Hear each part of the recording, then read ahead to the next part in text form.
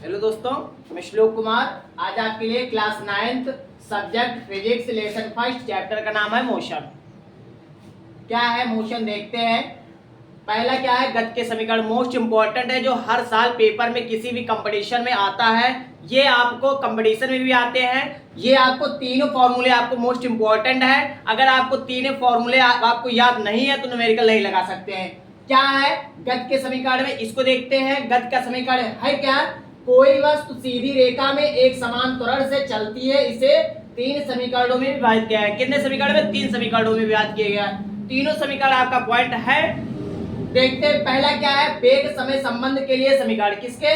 वेग समय संबंध के लिए समीकरण। पहले ये पॉइंट जानिए, वेग के और समय के।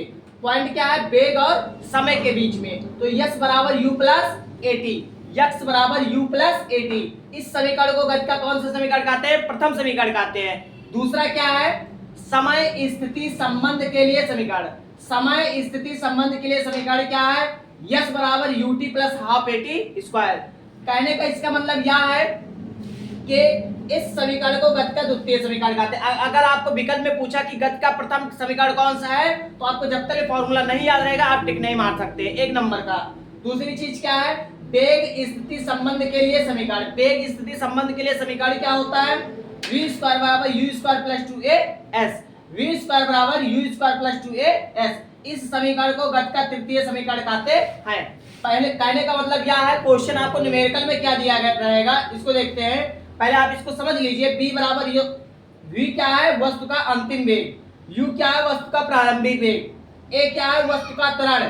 t क्या है, समय अंतराल। यस क्या है, वस्तु द्वारा चली गई दूरी। ये आपको पॉइंटे हैं, मोस्ट इंपॉर्टेंट पॉइंट है। कहने का मतलब है क्वेश्चन उसमें देगा वस्तु का अंतिम वेग क्या है, वस्तु का अंतिम वेग क्या है, इस तरह पूछेगा। ना कि पूछेगा v का मान दिया रहेगा, वस्तु का अंतिम वेग 4 है ऐसे दिया रहेगा क्वेश्चन, और प्रारंभिक वेग 8 है, तो वस्तु का त्वरण ज्ञात कीजिए।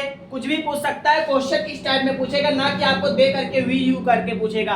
अगर आपको समझ में आ रहा है तो चैनल को लाइक सब्सक्राइब शेयर जरूर करिए।